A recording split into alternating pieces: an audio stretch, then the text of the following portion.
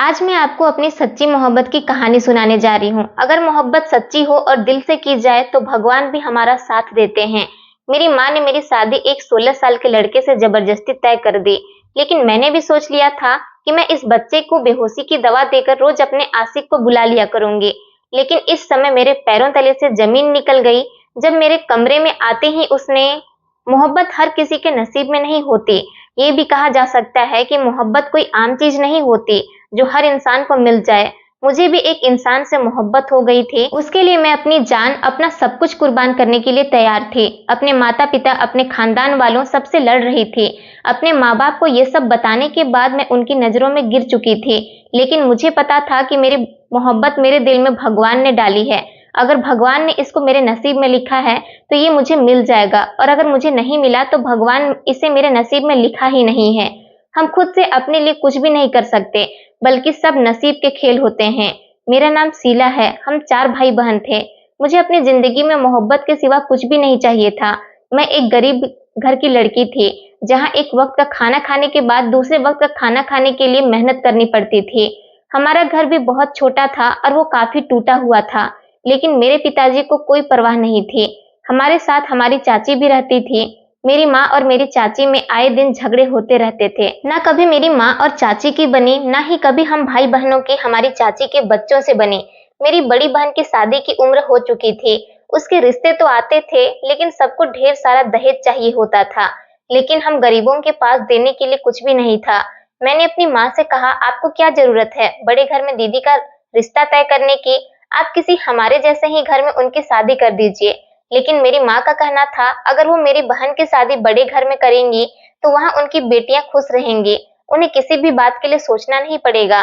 मेरी माँ कहती थी, मैंने अपनी जिंदगी में अपने सारी ख्वाहिशों को मार दिया, लेकिन मैं अपनी बेटियों के साथ ऐसा नहीं होने दूंगी। मैं अभी पढ़ रही थी और साथ में कुछ बच्चों को ट्यूशन भी पढ़ाती थी। उसी समय मुझे एक लड़के से मोहब्बत हो गई और वो मेरे घर मेरा रिश्ता लेकर आ गया, लेकिन मेरी माँ ने उसको मना कर दिया। मैंने बहुत कोशिश की अपने घर वालों को समझाने की, पर उन्होंने मुझे धमकियां देनी शुरू कर दी। मजबूर होकर मैंने उस लड़के देव से कहा, जिससे मैं मोहब्बत करती थी, हम भागकर शादी कर लेते हैं। पर उसने मुझसे कहा कि तुम एक शरीफ घर की लड़की हो, ऐसी बात तो तुम्हें अपने जुबान पर भी नहीं लानी चाहिए। अगर भगवान ने हमारा मिलन लिखा होगा तो ये दुनिया कितनी भी हमें जुदा करने की कोशिश कर ले, हम मिलकर ही रहेंगे। लेकिन हम कोई गलत कदम नहीं उठाएंगे। तुम हमेशा वही करना जो तुम्हारे माता पिता चाहें। उनकी इज्जत को नीलाम मत करना। मैं दिन रात भगवान से उस लड़के के लिए दुआ करती। तभी एक दिन मेरी माँ ने अचानक मेरी शादी एक 16 साल के लड़के से जबरदस्ती तय कर दी। लेकिन मैंने भी सोच लिया था कि मैं इस कम उम्र के लड़के को रोजाना बेहोशी की दवाई देकर अपने आशिक को बुला लिया करूंगी। लेकिन उस समय मेरे पैरों तले से जमीन निकल गई। जब कमरे में आते ही मैंने उस बच्चे को देखा, मैं बहुत घबरा गई थी, क्योंकि कमरे में वो लड़का नहीं आया था जिससे मेरी माँ ने मेरी शादी की थी, बल्कि मेरे कमरे में वो लड़का आया था जिससे मैं मोहब्बत करती थी। मैंने उससे कहा, देव तुम यहाँ क्यों आ गए? जब मुझे तुम्हारी जरूरत थी तब तो तुम नहीं आए। अगर तुम्हें यहाँ किसी ने देख लिया तो हंगामा हो जाएगा। उसने मुझसे कहा, तुम फिक्र मत करो, सब सो चुके हैं, यहाँ कोई नहीं आएगा। फिर वो मेरी तरफ मोहब्बत से देखने लगा और कहने लगा, आज मैं तुम्हें अपनी जिंदगी के बारे में बताता हूँ। मैं भी उसकी तरफ देखने लगी। एक तरफ जहां मुझे खुशी हो रही थी, अफसोस भी हो रहा था कि उसकी आंखें सुर्ख थी। मैंने उससे कहा, मैं तुम्हें पहले ही बता चुकी थी, अगर मैं ये शादी नहीं करती तो मेरी माँ मर जाती। मेरी माँ ने जबरदस्ती मेरी शादी इस लड़के से कर दी, वरना भगवान जानता है कि मैं तुमसे कितनी मोहब्बत करती हूँ। अगर आज भी तुम मुझसे कहो मैं तुम्हारे साथ जाने के लिए तैयार हूँ, तुम मुझे ऐसी नजरों से मत देखो। मैं बेवफा नहीं हूँ। मैं अपने घर वालों के आगे मजबूर थी। अगर मैं उनका कहना नहीं मानती तो सब कुछ बर्बाद हो जाता। मुझे अपनी बहनों की खातिर ये शादी करनी पड़ी। अगर मैं ऐसा नहीं करती तो मेरी बहनें कुंवारी रह जाती। मैंने सुना है मेरे माँ बाप को मेरे ससुराल वालों ने बहुत सारा पैसा दिया है, जिससे वो मेरी और मेरी बहनों की भी शादी कर सकते हैं। लेकिन तुम जानते हो कि मुझे पैसा नहीं, सिर्फ तुम्हारी मोहब्बत चाहिए थी। तुम मुझे इतने सालों से जानते हो, मैं ऐसी लड़की नहीं हूँ जो दौलत के लालच में आकर तुम्हें धोखा दे देती।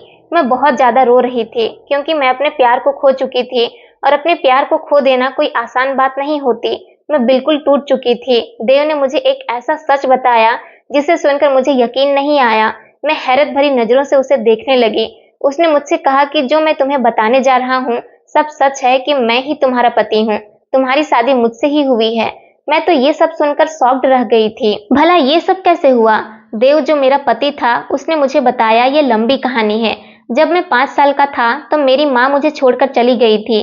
मेरी माँ और पिताजी की कभी आपस में नहीं बनी। मैंने बचपन से ही दोनों को लड़ते देखा। मैं अपनी माँ के लिए बहुत रोता था, उन्हें बहुत याद करता था, लेकिन उन्हें मेरी कोई फिक्र नहीं थी। पिताजी मुझसे कहते थे, तुम्हारी माँ को तुम्हारी कोई फिक्र नहीं है, तुम उसके लिए रोया मत करो। अगर उसे तुम्हारी जरूरत होती तो वो कभी भी तुम्हें छोड़कर नहीं जाती। कुछ समय बाद ही माँ ने पिताजी से डिवोर्स ले ली और वो हमेशा के लिए मुझे छोड़कर चली गई। माँ ने एक बार भी मुझे साथ ले जाने के बारे में नहीं कहा था। उल्टा पिताजी को बोला कि तुम्हारा बेटा है, तुम ही इसे संभालो, मुझे इसकी जरूरत नहीं है। ये बड़े होकर तुम्हारी तरह ही निकलेगा, जिसे औरतों की आजादी बर्दाश्त नहीं होगी। माँ की ये बात सुनकर मुझे बहुत ज्यादा रोना आया था। कभी कभी माँ मुझे फोन पर बात करने के लिए कहती, लेकिन मैं उनसे बात नहीं करता था। फिर एक दिन मुझे पिताजी ने बताया, तुम्हारी माँ ने दूसरी शादी कर ली है और जिससे शादी की है वो आदमी करोड़पति है। वो उसी के साथ लंदन में शिफ्ट हो गई है। अब तुम ऐसी औरत के लिए बिल्कुल भी मत रोना जिसके लिए पैसा ही सब कुछ है। उस औरत को तुम्हारी कोई फिक्र नहीं है। अब हमारे घर में मेरी बुआ अपने पति और बच्चों के साथ आकर रहने लगी। पिताजी को भी उनके आने पर कोई ऐतराज नहीं था। मुझे उन लोगों का हमारे घर आना अच्छा नहीं लगा। अब मुझे अकेले रहना पसंद था। मैं नहीं चाहता था मेरे घर में कोई शोर शराबा हो। समय के साथ साथ मेरे पिताजी के कारोबार में भी तरक्की हो गई और हमारा स्टेटस भी चेंज हो गया। जिस दौलत के लिए मेरी माँ मुझे छोड़कर गई थी, पिताजी ने दिन रात मेहनत करके सब कुछ कमा लिया था। मैं स्कूल से आता तो सीधा अपने कमरे में चला जाता। मेरे पीछे पीछे मेरी बुआ मेरे लिए खाना लेकर आती और कभी कभी उनकी बेटी भी मेरे पास आकर बैठ जाती। तब मैं बहुत छोटा था, लेकिन मुझे मेरी बुआ का कमरे में आना अच्छा नहीं लगता था, इसलिए मैंने उनसे एक दिन मना कर दिया। लेकिन मेरी बुआ ने मुझसे कहा, तुम्हारी माँ तो दूसरी शादी करके विदेश चली गई, अब तुम्हें तो किसी न किसी को संभालना ही होगा। मैं तो सिर्फ तुम्हारी खातिर ही इस घर में आई हूँ, वरना आज के समय में कौन किसका सोचता है। उनकी ये बात सुनकर मैं बहुत ज्यादा खामोश हो गया। पिताजी ने भी अभी तक दूसरी शादी नहीं की थी। मैं अपने पिताजी से कहता कि आप दूसरी शादी कर लीजिए, तो वो मुझसे कहते कि मुझे औरत जात पर भरोसा नहीं करना। पिताजी की ये बात सुनकर मैं खुश हो जाता और सोचने लगता कि पिताजी मेरे खातिर दूसरी शादी नहीं कर रहे, शायद पिताजी मेरा प्यार बांटना नहीं चाहते। कुछ साल गुजरे थे तो मेरे पिताजी ने दूसरी शादी कर ली। अब मैं बड़ा हो गया था और कॉलेज जाने लगा था। मैं कॉलेज से घर आया तो मैंने देखा मेरे पिताजी दूल्हा बने बैठे थे। उनके गले में हार पड़े हुए थे और उनकी बराबर में एक औरत बैठी हुई थी। मेरी बुआ मुंह बनाए खड़ी थी और उनके पति का मूड भी कुछ अच्छा नहीं था। पिताजी ने मुझे कहा कि देखो, तुम कहते थे ना बेटा दूसरी शादी कर लो, तो आज मैंने दूसरी शादी कर ली। आखिर मैं भी कब तक अकेले जिंदगी जीता। मैंने पिताजी से कहा कि अगर आपको शादी करनी ही थी तो आपने पहले क्यों नहीं की? इस उम्र में आकर आपने शादी क्यों की? पिताजी ने कहा कि तुम्हारा क्या मतलब है कि शादी क्यों की? क्या मैं तुम्हारी खातिर पूरी जिंदगी ऐसे ही रहता? कल को तुम भी शादी करके अपनी बीवी बच्चों में मगन हो जाओगे, शायद तुम्हें भी मेरी फिक्र ना रहे। वैसे भी आज के जमाने में माँ बाप को कौन पूछता है। मैं उसी समय घर से बाहर चला गया। माता पिता तो औलाद के लिए बहुत जरूरी होते हैं, उनकी कमी तो कभी भी कोई पूरी नहीं कर सकता। मैं बहुत देर तक सड़कों पर ऐसे ही घूमता रहा। देर रात तक मैं अपने घर पहुंचा। मैंने देखा कि कोई चोरी चोरी हमारे घर में घुस रहा है। वो मेरी दूसरी माँ के कमरे में गया था। मैं भी उसका पीछा करने लगा। मुझे लगा कि शायद कोई चोर है। माँ के कमरे के दरवाजे के पास पहुंचा तो मुझे उसके बात करने की आवाज आई। वो मेरी माँ का दोस्त था। वो उस आदमी से छुपकर बातें कर रही थी और कह रही थी कि कुछ दिनों की बात है, मैं अपने पति के रिश्तेदार और बेटों को इस घर से निकाल दूंगी, ये सारी दौलत हमारी होगी। और वो दोनों बहुत हंस रहे थे। मैंने सोचा कि जाकर उनकी खबर लेता हूँ। मैं मुड़ा तो अचानक मेरी नजर मेरी बुआ पर चली गई। वो रात को इस समय घर से बाहर जा रही थी। मैं सोच में पड़ गया कि आखिर वो इस समय घर से बाहर क्यों जा रही है। घर की औरतों को क्या हो गया था? एक छुपकर बंद कमरे में गैर मर्द से हंस हंस कर बातें कर रही थी और दूसरी रात के इस समय घर से छुपकर बाहर जा रही थी। मेरी बुआ चाहती थी कि मैं उनकी बेटी से शादी कर लूं, ताकि मेरी सारी दौलत उनकी हो जाए और उनकी बेटी जो मुझसे नहीं मेरी दौलत से मोहब्बत करती थी। और ये सब देखकर मेरा दिल बहुत खराब हो चुका था। मैं अपने पिताजी से भी बहुत नाराज था। एक तो उन्होंने इस उम्र में शादी कर ली थी और शादी भी ऐसी औरत से की थी जो उनके काबिल ही नहीं थी। मैंने रात का सारा किस्सा पिताजी को बताया। उन्होंने मेरी बात पर यकीन नहीं किया। उन्होंने मुझसे कहा कि सब औरतें तुम्हारी माँ जैसी नहीं होती। इस बात पर मुझे बहुत ज्यादा गुस्सा आया। मैंने उनसे कहा, आप क्यों हर बार तुम्हारी माँ करते रहते हैं? मैंने खुद उसे अपनी माँ नहीं बनाया। आपने खुद अपनी मर्जी से उस औरत से शादी की थी और उस औरत के लिए पूरे खानदान को छोड़ दिया था। अब तो आपने भी दूसरी शादी कर ली है। दोनों ही अपनी जिंदगी में आगे बढ़ चुके हैं। तो आप दोनों की जिंदगियों में मैं हूं ही नहीं। आप लोगों के पास मेरे लिए समय ही नहीं है। पिताजी ने कहा कि तुम भी अपनी शादी कर लो। कल को तुम्हारे भी बीवी बच्चे होंगे तो तुम्हें रिश्तों की समझ आएगी। तुम्हारी बुआ की बेटी बहुत अच्छी है, उसने सारा घर संभाल रखा है, तुम उसके साथ खुश रहोगे। मैंने पिताजी से कहा, मुझे ऐसी किसी लड़की से शादी नहीं करनी जिससे मुझसे नहीं मेरी दौलत से प्यार हो। मैं ऐसी लड़की से शादी करना चाहता हूँ जो सिर्फ मुझे चाहे। ये कहकर मैं अपने कमरे में चला गया। मैं बहुत अकेला फील कर रहा था। कभी कभी तो मुझे ऐसा लगता था कि मैं डिप्रेशन का शिकार हो गया हूँ। मेरी दूसरी माँ मुझसे कहती थी कि जाओ अपने आप को किसी साइकोलॉजी को दिखा लो। मेरी दूसरी माँ पिताजी के सामने मुझसे बहुत प्यार से बात करती थी। मेरी सगी माँ भी अपने बच्चों में बिजी थी। अब तो वो मुझे फोन भी नहीं करती थी। मेरे पिताजी मेरा रिश्ता अपने दोस्त की बेटी से तय कर रहे थे। वो लोग मेरे घर में नीचे लॉन्च में रहते थे। उसी समय मेरी बुआ की बेटी मेरे कमरे में आई और मुझसे कहने लगी, देव, मैं तुमसे बहुत मोहब्बत करती हूँ। अगर मेरी तुमसे शादी नहीं हुई तो मैं मर जाऊंगी। प्लीज मुझसे शादी कर लो। ये सुनकर मैंने उससे कहा कि ठीक है, मैं तुमसे शादी करने के लिए तैयार हूँ, लेकिन हम ये घर बार छोड़कर चले जाएंगे। हम अलग घर में रहेंगे। कोई छोटी मोटी नौकरी कर लूंगा मैं, क्योंकि पिताजी तो मुझे इस घर से निकाल देंगे। वो हैरान हो गई और मुझसे कहने लगी कि मैं सोच कर बताती हूँ। मुझे उस पर हंसी आने लगी, क्योंकि अगर वो मुझसे सच्ची मोहब्बत करती तो उसे सोचने की जरूरत नहीं पड़ती। उसी समय मेरी बुआ ने दरवाजे को बाहर से बंद कर दिया और शोर मचाने लगी। शोर सुनकर पिताजी और मेहमान भी ऊपर आ गए। मैंने दरवाजा खोलने की कोशिश की तो दरवाजा बाहर से बंद था। किसी ने भी ये बात नोटिस नहीं की। फूफा दरवाजा तोड़ने की कोशिश करने लगे। मेरे दिमाग में तो ऐसा कुछ भी नहीं था जो हो रहा था। जब फूफा ने दरवाजा तोड़ दिया और वो अंदर आए तो उन्होंने अपनी बेटी के मुंह पर एक थप्पड़ मारा। पर बुआ ने कहा कि बेटी को क्यों मार रहे हैं? इस लड़के से पूछो जिसने मेरी बेटी को बहलाकर अपने कमरे में बुलाया था। जब इसको मेरी बेटी से शादी ही नहीं करनी थी तो फिर उसने अपनी मीठी मीठी बातों में फंसाकर मेरी बेटी को क्यों रखा था? डैडी के दोस्त जो आज हमारे घर पर आए हुए थे वो पिताजी को बुरा भला कहने लगे और हमारे घर से चले गए। डैडी ने मेरे गाल पर जोर से थप्पड़ मारा। मैंने पिताजी को कहा कि ये सब कुछ झूठ है। मैंने अपनी बुआ की बेटी से कहा कि तुम तो सब कुछ जानती हो ना, तुम पिताजी को बताओ कि सच क्या है। उसने भी कहा कि देव, मुझे तुमसे ये उम्मीद नहीं थी। तुमने मुझसे पहले मोहब्बत के वादे किए और अब इनकार कर रहे हो। तुमने मुझे खुद ही अपने कमरे में बुलाकर दरवाजा बंद कर लिया। उसने पिताजी से कहा कि मैं देव के बच्चे की माँ बनने वाली हूँ, लेकिन अब ये मुझसे कहता है कि मैं हॉस्पिटल। इतना कहकर वो फूट फूट कर रोने लगी।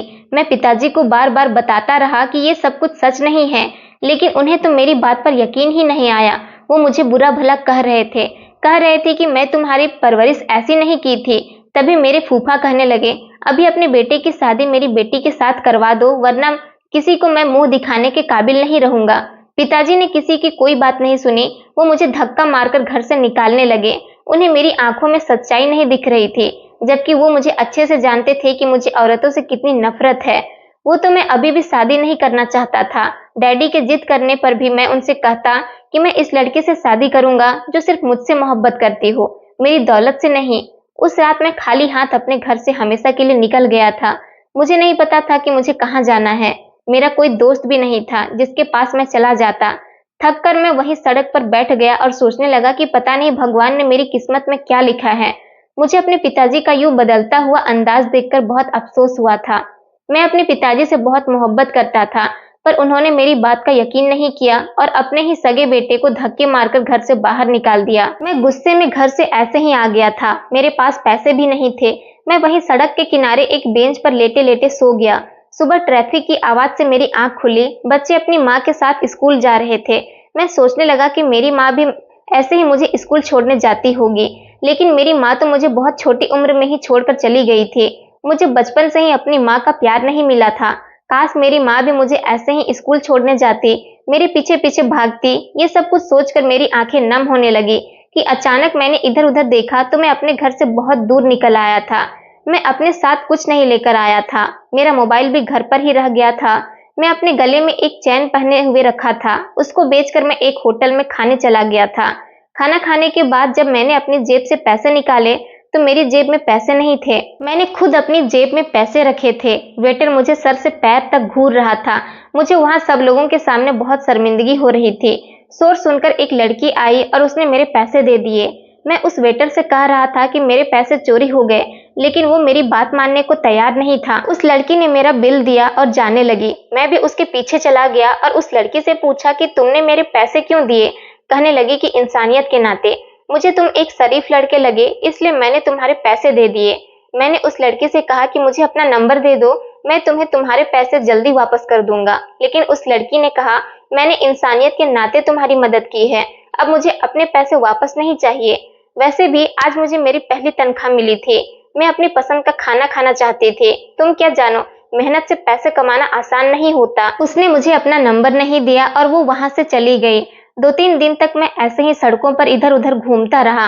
कुछ दिनों बाद फिर मुझे वो लड़की मिली। मैंने उससे कहा, अब मैं तुम्हारे पैसे वापस कर दूंगा क्योंकि मुझे एक दुकान पर नौकरी मिल गई है। लेकिन उसने मुझसे कहा कि मुझे पैसों की जरूरत नहीं है। मुझे वो लड़की बहुत अच्छी लगने लगी थी।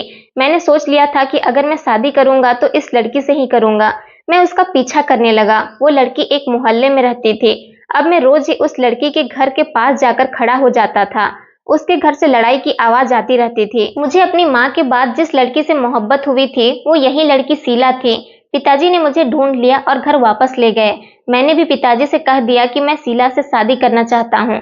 डैडी ने कहा कि तुम्हारे साथ जो कुछ भी हुआ है मैं सब कुछ जान चुका हूँ। मैंने तुम्हारे ऊपर हाथ उठाया और तुम्हें गलत समझा। मुझे ऐसा नहीं करना चाहिए था। तुम्हारी बुआ और फूफा इतना गिर सकते हैं मैंने कभी सोचा भी नहीं था। उन्होंने ये सब कुछ जानबूझकर किया और मैं अपने किए पर बहुत शर्मिंदा हूँ। एक बार फिर मुझे एक औरत ने धोखा दिया। जिस औरत से मैंने दूसरी शादी की थी वो मुझे दौलत के लिए छोड़कर चली गई। अगर वक्त रहते मुझे उस औरत की सच्चाई पता नहीं चलती तो शायद आज हम सड़क पर होते। वो तो मेरा सब कुछ लूट कर ले गई होती। तुम्हारी बुआ को भी मैंने घर से निकाल दिया है। अब मैंने फैसला कर लिया है कि हम बाप बेटों की जिंदगी में कोई औरत नहीं आएगी। मैंने पिताजी से कहा कि मैं शीला से बहुत मोहब्बत करता हूँ। वो बहुत अच्छी लड़की है, आप एक बार उससे मिल लें। डैडी ने कहा कि हो सकता है वो भी दौलत के लालच में तुमसे शादी करना चाहती हो और शादी के बाद तुम्हारी सारी दौलत लेकर अपने आशिक के साथ भाग जाए। फिर तुम क्या करोगे? मैंने पिताजी से कहा कि मैं पहले उस लड़की को आजमा लूंगा, फिर उससे शादी करूंगा। मैं वापस उस मोहल्ले में चला गया और शीला से कहा कि मैं तुमसे मोहब्बत करता हूँ। बहुत समय लगा उसको मनाने में, फिर वो भी मुझसे मोहब्बत करने लगी। शीला ने मुझसे कहा, मुझे मोहब्बत और इज्जत के अलावा और कुछ नहीं चाहिए, पर मैं इतनी जल्दी उस पर भरोसा नहीं कर सकता था। मैंने उससे कहा कि मैं एक गरीब घर का लड़का हूँ। मेरे माँ बाप बीमार रहते हैं। मेरा थोड़ा बहुत जितना कमाता हूँ उनकी दवाई में लग जाता है। मैं तुम्हें बहुत सारा पैसा नहीं दे सकता। लेकिन उसने मुझसे कहा, हम दोनों मिलकर नौकरी करेंगे और अपना घर चला लेंगे। तुम फिक्र मत करो, जो भी होगा हम सब मिलकर खा लेंगे। मुझे बस तुमसे इज्जत और मोहब्बत चाहिए। बदले में मैं तुम्हें वफा और तुम्हारा मान दूंगी। उसकी इस बात ने मेरा दिल जीत लिया था। वो बहुत अच्छी लड़की थी। एक दिन मैंने उससे कहा कि मेरी माँ बहुत बीमार है और मुझे उसके इलाज के लिए पैसों की जरूरत है, तो उसने अपने जुड़े हुए पैसे मुझे निकाल कर दे दिए। एक बार भी नहीं सोचा। वो मेरे लिए कुछ भी करने को तैयार थी। एक दिन उसने मुझसे कहा, मेरी माँ मेरी जबरदस्ती शादी करना चाहती है और मैं तुम्हें खोना नहीं चाहती। मैं उसके कहने पर उसके घर रिश्ता लेकर चला गया। उसकी माँ ने रिश्ते से इनकार कर दिया। कहने लगी कि मैं अपनी बेटी का रिश्ता तुम जैसे गरीब लड़के से कभी नहीं करूंगी। मैं उसके घर से वापस आ गया। मुझे इस बात से कोई अफसोस नहीं था क्योंकि मैं तो अमीर खानदान का इकलौता लड़का था। शीला मेरे पास आई और रोने लगी। कहने लगी कि मैं तुम्हारे सिवा किसी और से शादी नहीं करूंगी, हम भागकर शादी कर लेते हैं। जब मैंने ये सब कुछ पिताजी को बताया तो पिताजी ने कहा कि तुम फिक्र मत करो, अब उस लड़के को मैं आजमाऊंगा। पिताजी तुम्हारे घर चले गए और तुम्हारी माँ से कहा कि वो तुम्हारे घर के हालात बदल देंगे और उनकी बेटे को नौकरी देंगे, उनकी बेटियों की शादी करवाएंगे। वो उनके घर की सारी जिम्मेदारी उठा लेंगे, लेकिन उनकी एक शर्त है। मेरा बेटा दिमागी हालत ठीक नहीं है कि वो 16 साल का है, मुझे उसकी आपकी बेटी से शादी करनी है। वो मान गई। मुझे बहुत अफसोस हुआ जब पिताजी ने मुझे बताया कि उस लड़की ने भी दौलत के लालच में आकर शादी के लिए हाँ कर दी है। बेटा, मोहब्बत से कभी किसी का पेट नहीं भरता। उस दिन मैं दूसरी बार रोया था, पहले अपनी माँ के लिए और दूसरी बार मैं जिस लड़की से मोहब्बत करता था उसके लिए। कुछ दिनों बाद तुम मुझसे मिलने आई। मैं अपने घर के बाहर ही खड़ा था, लेकिन तुम नहीं जानती थी कि ये मेरा घर है। मैंने तुम्हें बता दिया था कि मैं इस घर में नौकरी करता हूँ। तुमने मुझसे कहा कि हम भागकर शादी कर लेते हैं। मेरी माँ दौलत के लालच में आकर मेरी एक 16 साल के लड़के से शादी कर रही है। मुझे दौलत नहीं चाहिए और ना ही बड़ा घर चाहिए। मुझे तो सिर्फ तुम्हारी मोहब्बत चाहिए। क्या तुम मेरा साथ दोगे? तुम्हारी बात सुनकर मुझे बहुत खुशी हुई थी। पिताजी ने भी हमारी सारी बातें सुन ली थी, पर मैं उस दिन आ नहीं सका और तुमने मजबूरी में उस लड़के से शादी कर ली। तुम मुझे फोन करती रही, मैसेज करती रही, लेकिन मैं तुम्हें सरप्राइज देना चाहता था। तुमसे मुझे पहली बार मोहब्बत हुई थी और तुम्हारी शादी मुझसे ही हुई है। यहाँ मेरे घर में तुम्हें सब कुछ मिलेगा। कभी भी तुम्हें किसी चीज की परेशानी नहीं होगी। तुम कभी मेरे साथ बेवफाई मत करना, मुझे छोड़कर मत जाना। मेरा पति मेरा हाथ पकड़कर ये सब बातें कह रहा था। उसकी आंखों में आंसू थे और मैं अपनी किस्मत पर हैरान थी, जैसे मैं कोई सपना देख रही हूँ। मैं बहुत ज्यादा खुश थी। मैं भगवान का शुक्रिया अदा कर रही थी जिसने मुझे इतना कुछ दे दिया था। मैंने अपने मोहब्बत को पा लिया था। मेरी बहनों की शादी भी अच्छी जगह हो गई थी। मेरे भाई की नौकरी लग गई थी। मेरी माँ भी बहुत खुश थी। मेरी शादी को 5 साल हो चुके थे और हमारे 2 बच्चे थे। मैं अपने परिवार के साथ एक खुशहाल जिंदगी गुजार रही थी। दौलत ही सब कुछ नहीं होती। जिंदगी जीने के लिए मोहब्बत की जरूरत होती है और एक अच्छे साथी का मिल जाना भगवान के कर्म की बात होती है। जो लोग सच्ची मोहब्बत छोड़कर दौलत के पीछे भागते हैं, उन्हें दौलत तो मिल जाती है, लेकिन कोई मोहब्बत करने वाला नहीं मिलता। दौलत को छोड़कर मोहब्बत की कद्र करना सीखिए। दोस्तों, उम्मीद करती हूँ आपको हमारी कहानी पसंद आई होगी। कहानी पसंद आई है तो वीडियो को लाइक करें, चैनल पर नए हैं तो चैनल को सब्सक्राइब करें और हाँ, नोटिफिकेशन बेल को जरूर दबाएं ताकि अगली अपडेट सबसे पहले आपको मिले। धन्यवाद दोस्तों।